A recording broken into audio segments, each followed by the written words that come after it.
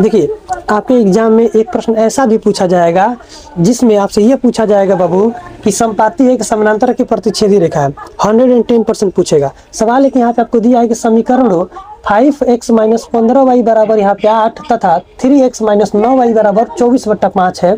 तो बताना है कि इसका अगर आप आरेख खींचेंगे तो दोनों रेखाएं क्या करेंगी, प्रतिच्छेदी करेंगी, समानांतर चली जाएंगी या समपाती हो जाएंगी, है ना। ये बात आपसे पूछा गया है। तो हम क्या करेंगे, यहाँ पे 3 कंडीशन होता है, तीनों कंडीशन को पहले जानने का प्रयास करते हैं और आसानी से इसको बना लेंगे, है ना। तो ध्यान से देखिए तीनों कंडीशन क्या होता है भाई, थोड़ा ध्यान दीजिए यहाँ पे, थोड़ा यहाँ पे ध्यान दीजिए सभी लोग।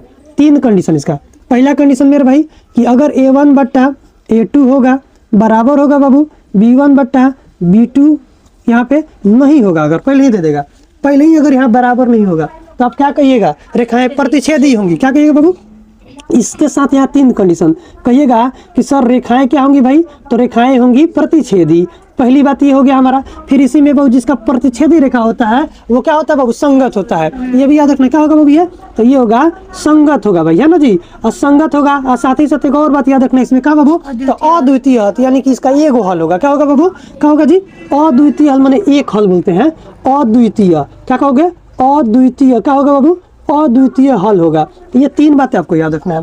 पहला कंडीशन समझ में आया सभी को। दूसरा कंडीशन देखिए ध्यान से। दूसरा कंडीशन ये कहता है बाबू कि अगर A1/A2 होगा और बराबर होगा यहाँ पे B1/B2 होगा, लेकिन यहाँ पे C1/C2 क्या होगा बाबू, बराबर नहीं होगा, तो क्या होता है मेरे सामने बताओ जल्दी से। क्या होता है बाबू, रेखाएं समानांतर होती है ना बाबू। क्या होती है, समानांतर रेखाएं होंगी, है ना बाबू, समांतर रेखाएं होंगी। जब समानांतर रेखाएं हो जाएंगी तो इसका कोई हल नहीं निकलेगा ना जी। तो क्या हो जाएगा, ये असंगत हो जाएगा।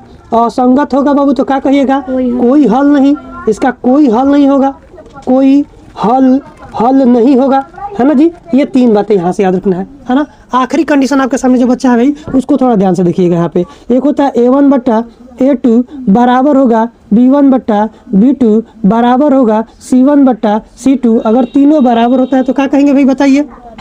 कहेंगे यहाँ पे कि यह हो जाएगा यहाँ पे समपाती ना बाबू, समपाती हो जाएंगी। साथ ही साथ क्या होगा, संगत भी हो जाएगा ना बाबू, संगत होगा ना जी, संगत होगा। और क्या होगा यहाँ पे, अनेक, क्या हो जाएगा यहाँ पे बाबू, तो अनेक हल हो जाएगा। क्या होगा, अनेक हल हो जाएगा। तो ये 3 कंडीशन अगर आपको समझ में आया होगा तो मेरे ख्याल से आप ऐसा जो भी सवाल बनेगा ना वो आप कर लोगे। अब यहाँ पे आते हैं सवाल में, देखिए ध्यान से भाई। तो हल करते समय समीकरण